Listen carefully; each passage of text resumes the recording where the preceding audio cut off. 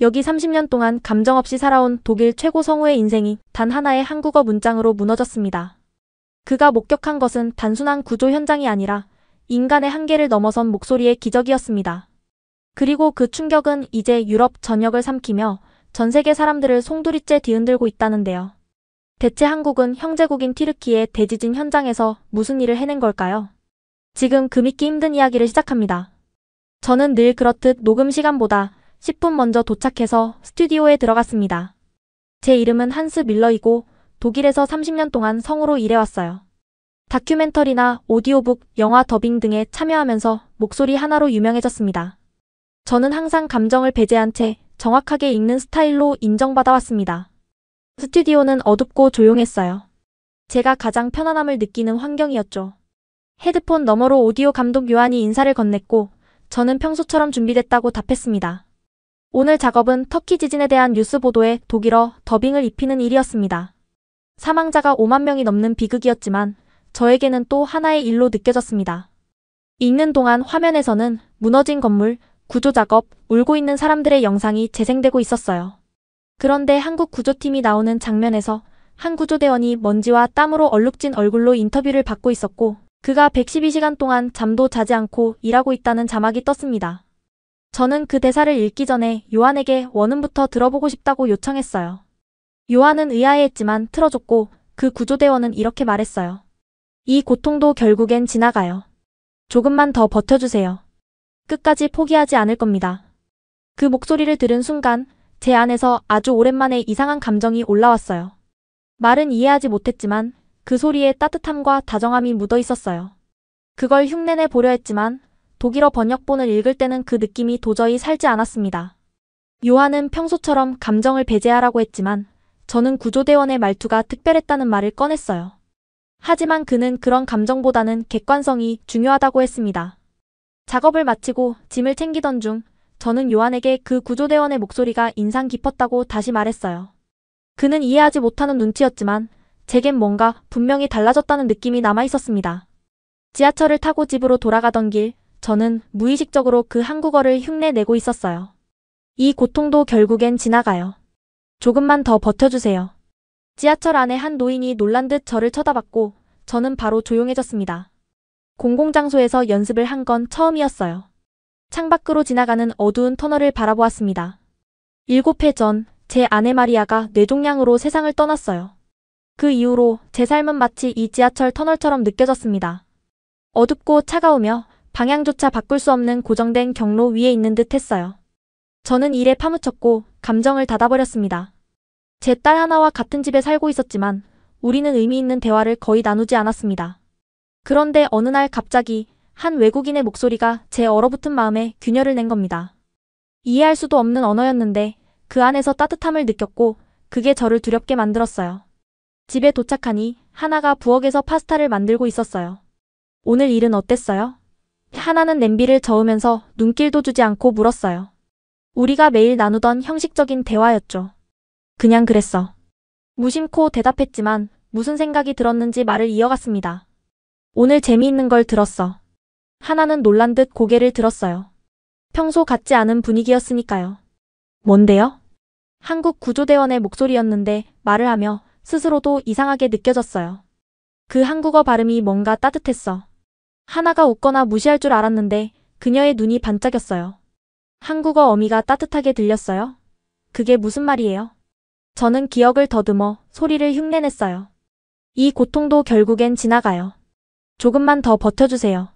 하나는 잠시 저를 바라보다가 갑자기 숟가락을 내려놓고 제게 다가와 포옹했어요. 왜 이래? 저는 당황해서 굳어버렸죠. 그냥요. 하나는 미소를 지으며 말했어요. 오늘은 아빠가 뭘 했는지가 아니라 뭘 느꼈는지를 얘기해줘서 좋아요. 우리는 식탁에 마주 앉아 식사를 했고 저는 오랜만에 마음속의 얼음이 아주 조금 녹기 시작한 듯한 느낌을 받았습니다. 그날 밤 저는 좀처럼 잠들 수 없었어요. 구조대원의 따뜻한 한국어 목소리가 머릿속에 계속 맴돌았고 겨우 잠들었을 땐 이해할 수 없는 말들이 오가는 꿈을 꿨습니다. 다음 날 아침 거실에 나가보니 하나가 노트북 앞에 앉아 있었어요. 저를 보자 노트북 화면을 돌려 보여주며 2025 한국어 열풍조사 결과라는 제목의 기사를 보여줬습니다. 전 세계인의 75.4%가 한국어에 긍정적인 감정을 갖고 있다는 내용이었고, 최근 가장 배우고 싶은 언어로 한국어가 손꼽힌다는 조사 결과도 나와 있었어요. 그때 하나는 자신이 대학교에서 한국 문화를 배우고 있다고 털어놓았어요. 저는 처음 듣는 이야기였고, 그녀는 한국어의 문장 구조나 높임말 체계, 발음들이 매우 특별하다고 했습니다. 제가 전날 느꼈던 그 따뜻한 소리의 정체에 대해 더 알고 싶어져 하나에게 자세히 물어봤어요. 하나는 스마트폰으로 한국 드라마 클립을 틀어줬고 남녀가 강가에서 대화하는 장면이었습니다. 말을 이해하진 못했지만 그 어미와 억양이 부드러운 파도처럼 들렸어요. 하나는 그게 한국어의 매력이라며 높낮이와 소리의 끝맺음에서 감정이 묻어난다고 설명했습니다. 그녀는 이어서 음성학 교수의 강의 영상도 보여줬어요. 한국어는 자음의 세기와 모음 조합이 풍부해서 단어가 아닌 소리만으로도 감정을 전달할 수 있다고 했습니다. 저는 구조대원의 목소리에서 느꼈던 감정이 단지 제 착각이 아니었다는 사실에 놀랐습니다. 그때 저는 조심스럽게 하나에게 그걸 어떻게 그렇게 잘 아느냐고 물었어요. 잠시 머뭇거리던 하나는 방으로 들어갔다가 한국어 교재, 필기 노트, 태블릿을 가득 들고 나왔습니다. 그녀는 1년 가까이 혼자 한국어를 공부해왔다고 고백했어요.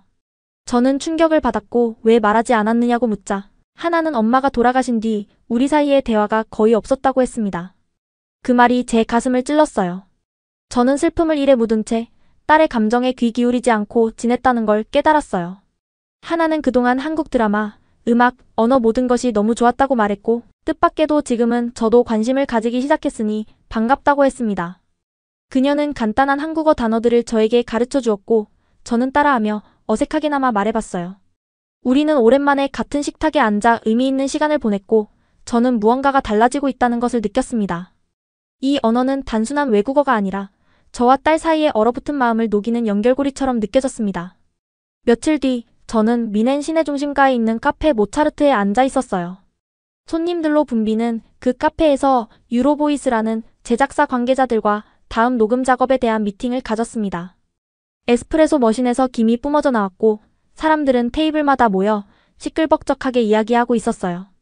유로보이스의 베버시는 바다 생태계를 주제로 한 다큐멘터리 내레이션을 맡아달라고 제안했습니다. 제 목소리가 과학 콘텐츠에 적합하다는 이유였어요. 저는 고개를 끄덕였지만 생각은 다른 데로 향해 있었어요. 하나가 며칠 전 가르쳐준 한국어 표현들이 머릿속에서 계속 맴돌고 있었습니다. 요즘 저는 잠들기 전마다 조용히 그 말을 따라하며 연습하고 있었어요. 회의가 끝난 뒤 저는 혼자 남아 커피를 마시고 있었어요. 그때 갑자기 옆에서 들려온 놀란 목소리에 고개를 들었습니다. 한 젊은 여성이 저를 바라보고 있었고 눈은 초롱초롱 빛나고 있었어요. 그녀는 곱슬거리는 짙은 머리에 커피잔을 들고 있었고 환하게 웃고 있었습니다. 그녀는 자신이 셀린 일마즈라고 소개했어요. 통역사로 일하고 있고 평소에 제 목소리의 팬이었다고 했습니다. 특히 북극의 여정 다큐멘터리 내레이션이 아주 인상 깊었다고 말했어요. 얼굴보다 목소리가 알려진 저에게 그런 인사를 받는 건 드문 일이었습니다.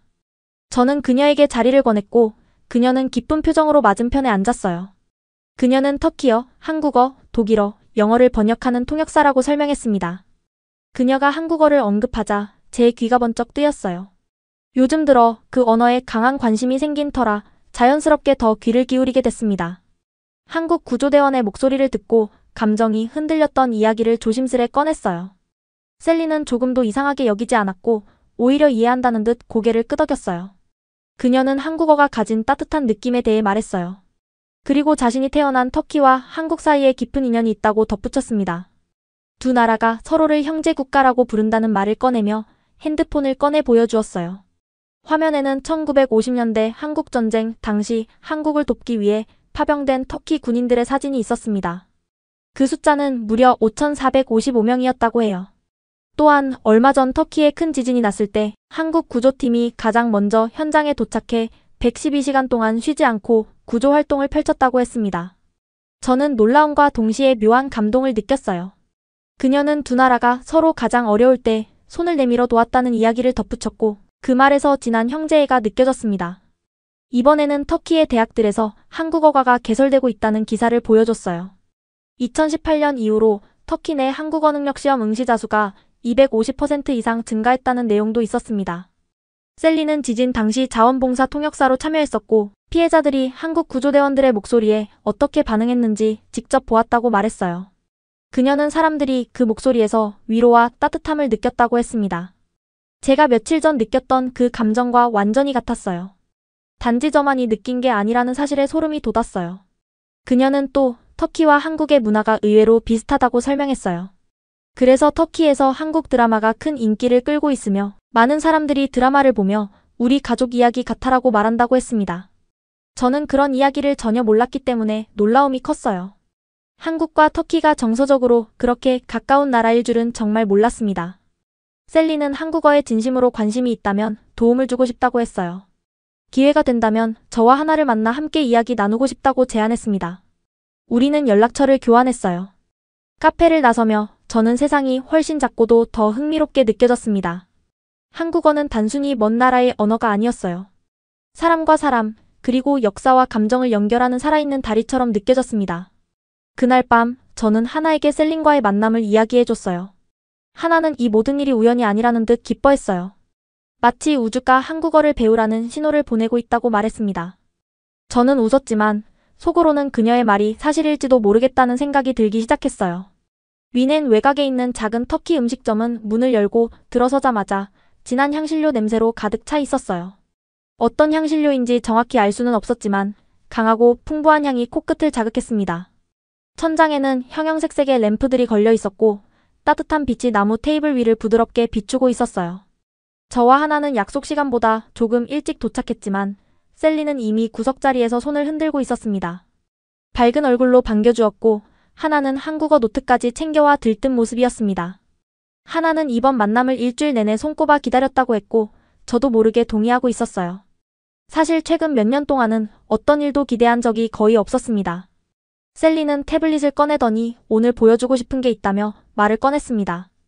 서로 수천 킬로미터 떨어져 있는 터키와 한국이 왜 사촌 같은 사이처럼 느껴지는지를 보여주고 싶다고 했습니다. 첫 번째로 보여준 사진은 터키에 있는 셀린의 가족 주방이었습니다. 처음엔 전혀 낯설 거라 생각했지만 묘하게 익숙한 느낌이 들었어요.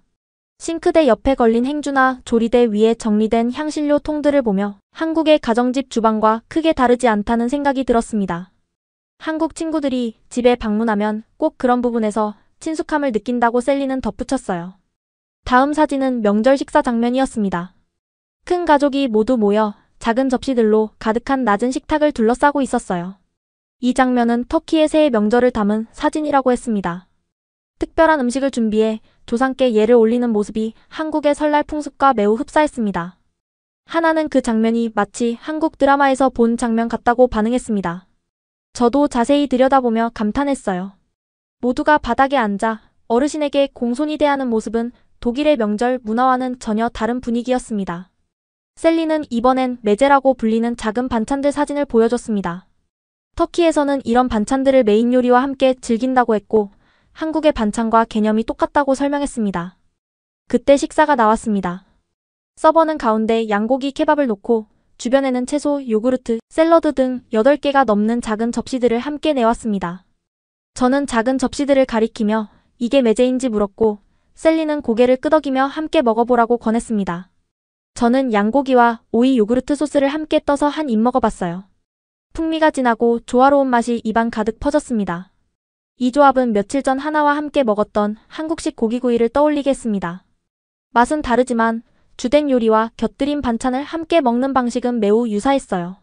하나도 고개를 끄덕이며 음식을 함께 나누어 먹는 방식 또한 한국 식사 문화와 닮았다고 말했습니다. 식사를 하며 셀리는 사진 몇 장을 더 보여주었습니다. 터키의 결혼식 풍경, 가족 모임, 아이들이 어른을 대하는 모습까지. 그 사진 하나하나마다 한국에서 하나에게 배운 문화와 겹치는 부분이 계속해서 보였습니다. 셀리는 차를 마시며 할머니께서 늘 하시던 말을 전해주었습니다. 한국인은 동쪽의 친척 같다고 하셨다고 했습니다. 실제로 셀린이 한국인을 통역해줄 때 그들은 터키에 오면 꼭 집에 온 기분이라고 말한다고 했어요. 저는 언어는 완전히 다를 거라고 생각했어요. 지리적으로도 너무 떨어져 있고 말소리도 전혀 달라 보였기 때문입니다. 하지만 셀리는 오히려 그 점이 더 흥미롭다며 웃었습니다. 그리고는 터키어와 한국어가 문법 구조상 놀랍도록 유사하다고 했어요. 그녀는 냅킨 위에 터키어 문장을 하나 쓰고 그 아래에 같은 구조의 한국어 문장을 써주었습니다. 두 언어 모두 문장 끝에 동사가 오고 전치사 대신 후치사를 사용하며 조사와 어미를 덧붙여 의미를 확장하는 교차어라는 공통점이 있다는 설명도 덧붙였습니다. 저는 냅킨 위의 문장을 바라보며 놀라움을 감추지 못했습니다. 단어는 다르지만 문장의 뼈대가 같다는 사실이 신기했어요. 그 말에 셀린과 하나가 동시에 맞아요. 라고 외쳤고 둘은 동시에 웃음을 터뜨렸습니다. 식당 안을 둘러보며 저의 시선도 조금씩 달라지기 시작했어요. 독일, 터키, 한국. 이전까지는 전혀 다른 세계처럼 느껴졌던 나라들이 하나의 실로 이어져 있다는 생각이 들었습니다. 문화와 역사, 그리고 사람들의 경험이 보이지 않는 끈으로 연결되어 있다는 걸 처음으로 깨달았어요. 저는 조심스럽게 말을 꺼냈습니다. 제가 30년 넘게 성우 일을 하면서 다양한 언어의 대본을 읽어왔습니다. 그런데 그 언어의 문화나 그 말을 사용하는 사람들에 대해서는 깊게 생각해 본 적이 없었습니다. 셀리는 고개를 끄덕이며 말했어요. 언어는 단순한 말이 아니라 사람들이 세상을 바라보는 방식이에요. 그 말을 들은 하나는 저를 바라보며 말했습니다. 이제 아빠도 그걸 보기 시작한 거예요. 그 말이 맞았어요. 저는 이제 보기 시작한 것이었고 무엇보다 느끼기 시작한 참이었습니다. 집으로 돌아오는 길, 저는 셀린이 보여줬던 사진들과 들었던 이야기들을 곱씹고 있었습니다. 지리적으로 그렇게 멀리 떨어져 있는 두 나라가 문화적으로 그렇게 많은 공통점을 갖고 있다는 사실은 놀라웠어요. 그리고 그런 공통점들이 제가 한국어의 감정을 느꼈던 이유를 조금은 설명해주는 것 같았습니다. 문화가 언어에 스며들고 언어가 사람들 사이의 마음을 연결해주는 방식은 정말 신비하게 느껴졌습니다. 그날 이후 저는 한국어에 대한 호기심이 점점 더 커졌고 본격적으로 공부를 시작하기로 마음먹었어요. 집에 도착하자마자 하나가 건넨 한국어 교재를 펼쳤고 유튜브에서 한국어 강의를 찾아보기 시작했습니다. 제 서재 벽에는 지금까지 받은 성우 관련 상장과 인증서들이 가득 걸려 있었는데 그 사이에 기초 한국어 회화책을 세워두는 일이 조금 어색하면서도 왠지 설레는 기분이 들었습니다. 마치 새로운 도전을 시작하는 느낌이었어요. 처음에는 발음과 기본 표현부터 따라했습니다. 안녕하세요. 감사합니다. 같은 인사를 계속 반복하면서 익숙하지 않은 소리에 입을 맞춰봤어요. 다행히 성우로서 발음을 다루는데 익숙했기 때문에 기본적인 소리는 비교적 빠르게 익힐 수 있었습니다. 하지만 문법과 어휘로 넘어가면서부터 상황은 달라졌습니다. 한국 드라마를 보던 중 사전에 없는 표현들이 자주 등장했어요. 오운한, 얼주가 같은 단어들은 아무리 찾아봐도 나오지 않았습니다. 하나에게 물었더니 그것들은 신조어라고 했습니다. 새로운 단어들이고 젊은 세대 사이에서만 쓰이는 표현이라는 설명도 덧붙였어요. 저는 고개를 절레절레 흔들며 감탄했습니다. 의미가 완전히 달라지는 줄임말들을 사람들이 이렇게 자연스럽게 만들어 쓰고 있다는 사실이 정말 놀라웠어요. 한국어 신조어의 세계는 끝도 없는 창의성의 바다처럼 느껴졌습니다. 그보다 더 어려운 건 바로 높임말이었습니다. 독일어에도 정중한 표현이 있지만 한국어처럼 복잡하진 않았습니다. 드라마 속에서 연인 사이에도 높임말을 쓰고 가족 사이에서도 상황에 따라 격식을 지키는 모습이 자주 등장했어요. 관계나 상황에 따라 말투가 변하는 이 책에는 매우 섬세하게 느껴졌습니다. 하십시오체, 해요체, 하오체 이게 도대체 뭐지? 저는 교재를 보며 혼란스러워했어요. 하나는 웃으며 설명해줬습니다. 아빠, 이건 교차어 구조예요. 동사나 어미를 어떻게 붙이느냐에 따라 높임 정도가 달라져요. 그래서 문장을 끝까지 들어봐야 어떤 뉘앙스인지 알 수 있어요. 하나가 보여준 토크팔과 몬들리 앱의 자료에는 한국어의 교차어적 특징이 잘 정리되어 있었어요. 그 자료를 보면서 제 직업적인 호기심이 자극됐습니다. 저는 성우로서 한국어 문장의 억양과 어미의 진동감 같은 소리에 더 집중해 듣기 시작했어요. 존댓말과 반말 사이의 발음 차이, 감정에 따라 달라지는 문장의 리듬. 정말 신기했습니다. 언어 자체가 마치 음악처럼 느껴졌어요. 하나는 그런 저의 열정을 응원해 주었습니다. 이게 한국어의 매력이에요. 표현의 층이 많아서 감정을 더 섬세하게 전달할 수 있거든요. 저는 고개를 끄덕였어요. 한국어를 배우는 일은 단순히 다른 언어를 배우는 게 아니었습니다. 세상을 다르게 바라보는 방법을 배우는 것이었고 감정을 새로운 방식으로 표현하는 길이었습니다. 이제 저는 더 이상 한국어를 낯설거나 어렵게만 보지 않게 됐어요. 오히려 사람과 사람을 잇는 아름다운 언어로 느껴졌습니다. 독일 성우협회 연례 세미나가 다가오면서 저는 감정 전달 언어라는 주제로 발표를 맡게 되었어요. 어떤 내용을 준비할까 고민하던 중 한국구조대원의 목소리를 처음 들었던 순간이 떠올랐습니다. 그래서 하나와 셀린에게 도움을 받아 당시의 인터뷰 영상과 제가 더빙한 독일어 버전을 비교해 발표 자료를 준비했어요. 발표 당일 베를린 컨벤션 센터 강당은 전국에서 모인 성우들로 가득했습니다. 저는 무대에 올라 한국어가 단어 끝에 진동으로 사람을 감싸는 언어라는 이야기를 시작했어요. 관객들은 의아해했지만 구조대원의 실제 영상과 제 더빙 버전을 나란히 틀자 분위기가 달라졌습니다. 저는 한국어의 높임말, 체계와 감정 표현의 층위, 정과 눈치 같은 개념들이 소리와 억양에 녹아있다는 점을 설명했어요. 30년 동안 저는 완벽한 전달에만 집중했지만 한국어를 접하고 나서 소리는 감정을 담는 그릇이 될 수 있다는 걸 깨달았습니다. 발표가 끝나자 뜨거운 박수가 이어졌고 여러 성우들이 감정 전달의 중요성에 대해 새롭게 인식하게 됐다고 말했어요.